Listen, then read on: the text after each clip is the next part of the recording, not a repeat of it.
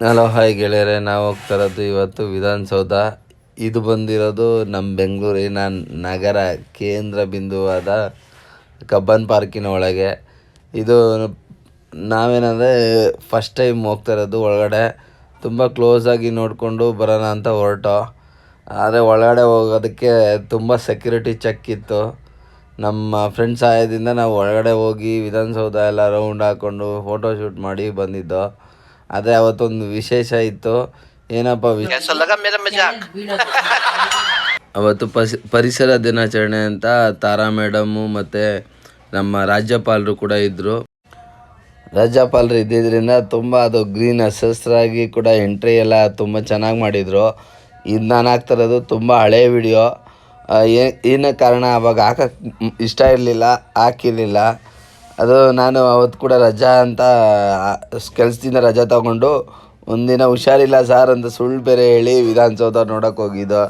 Next ಡೇನೇ status ಹಾಕಿ ನಮ್ಮ store manager ಕೈಯಲ್ಲಿ ಉಗಿಸ್ಕೊಂಡಿದ್ದೆ.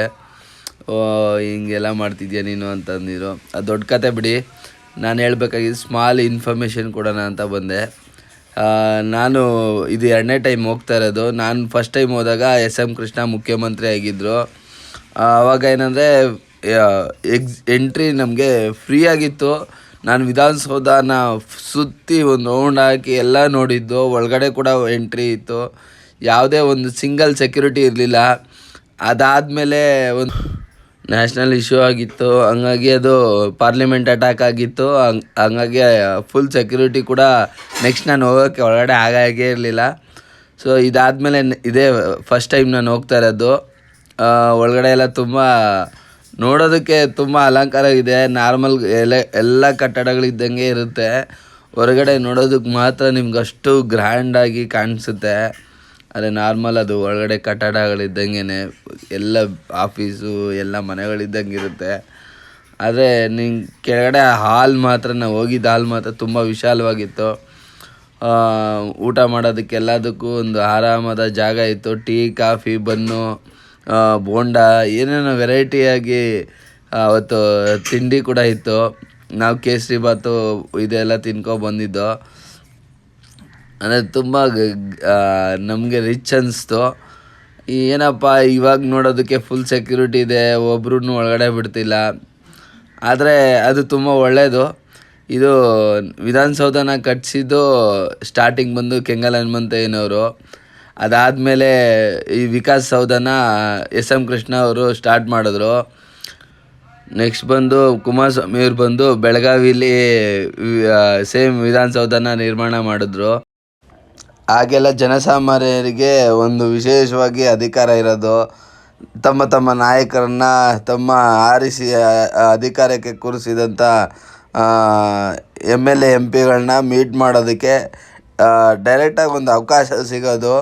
ವಾರದ ಭೇಟಿ, ದಿನದ ಭೇಟಿ ಅಂತ ವಿಧಾನಸೌಧದೊಳಗಡೆ ಎಂಟ್ರಿ ಇರ್ತಿತ್ತು. ಇತ್ತೀಚಿನ ದಿನದಲ್ಲಿ ಅದೆಲ್ಲ ತುಂಬ ಕಣ್ಮರೆನೂ ಆಗ್ಬಿಟ್ಟಿದೆ. ಯಾವುದೇ ಮುಖ್ಯಮಂತ್ರಿ ಆಗಲಿ, ಯಾವುದೇ MLAಗಳಾಗಲಿ ಆ ಭೇಟಿ ಅನ್ನೋದನ್ನ ಅದು ಅವರವ್ರ ಆಫೀಸಲ್ಲಿ ಮಾಡ್ಕೊತಾ ಇದ್ದಾರೆ.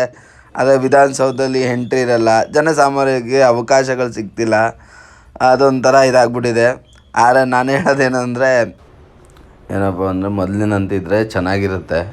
ಜನಸಾಮಾನ್ಯರಿಗೆ ಜನದ ದರ್ಶನ ಅಂತ ಮಾಡಿ ಅವ್ರನ್ನ ಒಂದು ಅವಕಾಶಗಳನ್ನ ಕೊಟ್ಟು ಅವರ ಸಮಸ್ಯೆಗಳನ್ನ ಕೇಳಿದ್ರೆ, ರಸ್ತೆ ಆಗಲಿ, ಗ್ರಾಮಗಳ ರಸ್ತೆ ಆಗಲಿ, ರೈತರ ಸಮಸ್ಯೆಗಳಾಗಲಿ, ವಿದ್ಯಾರ್ಥಿಗಳಿಗೆ ಉದ್ಯೋಗ ಅವಕಾಶಗಳಾಗಲಿ, ಇವೆಲ್ಲ ಅದರ ಸಮಸ್ಯೆಗಳನ್ನ ಅವರವರು ಪರಿಹಾರ ಮಾಡ್ಬೋದು. ಸೊ ಆದಷ್ಟು ಅನುಕೂಲ ಆಗೋ ಥರ ಆಗುತ್ತೆ. ಇಷ್ಟೇ ಹೇಳೋಕ್ಕೆ ಬಯಸ್ತೀನಿ. ಒಳಗಡೆ ಇರುವಂಥ ಮುನೇಶ್ವರ ಸ್ವಾಮಿ ಆಶೀರ್ವಾದ ತಗೊಂಡು ಅಲ್ಲಿಂದ ಹೊರಟು. ಅಂದರೆ ಅಲ್ಲಿ ಒಂದು ಮರ ಇತ್ತು. ಆ ಮರನ ತೆಗಿಯೋಕ್ಕೆ ತುಂಬ ಪ್ರಯತ್ನ ಪಟ್ಟರು. ಆ ಮರ ತೆಗಿಯೋಕ್ಕಾಗದಿರೋದ್ರಿಂದ ಅದು ಏನು ಕಾರಣ ಅಂತ ನೋಡಿದ್ರೆ, ಅದೊಂದು ಮೂಲ ವಿಗ್ರಹ ಇತ್ತು. ಆ ವಿಗ್ರಹನ ಈಗಲೂ ಕೂಡ ಆರಾಧಿಸ್ತಿದ್ದಾರೆ, ಪೂಜಿಸ್ತಿದ್ದಾರೆ. ಪ್ರತಿ MLA MP ಎಲ್ಲರೂ ಪ್ರತಿದಿನ ಇಲ್ಲಿ ಪೂಜೆ ಎಲ್ಲ ನಡೀತಾನೆ ಇರುತ್ತೆ. ಇಷ್ಟೇ ಫ್ರೆಂಡ್ಸ್, ನಾನು ಹೇಳೋಕ್ಕೆ ಇಷ್ಟಪಡ್ತೀನಿ. ಓಕೆ, ಟೇಕ್ ಕೇರ್, ಬಾಯ್. ಚಾನಲ್ನ ಸಬ್ಸ್ಕ್ರೈಬ್ ಮಾಡಿ, ಬೆಲ್ ಬಟನ್ನ ಒತ್ತೋದನ್ನ ಮರಿಬೇಡಿ. ಸೊ ಹೀಗೆ ಸಪೋರ್ಟ್ ಮಾಡ್ತಾಯಿರಿ. ಸೊ ಈ ಸಣ್ಣ ಕ್ರಿಯೇಟರ್ಸ್ ವಿಡಿಯೋಗ್ರಾಫರ್ನ ಬೆಳೆಸಿ ಉಳಿಸಿ.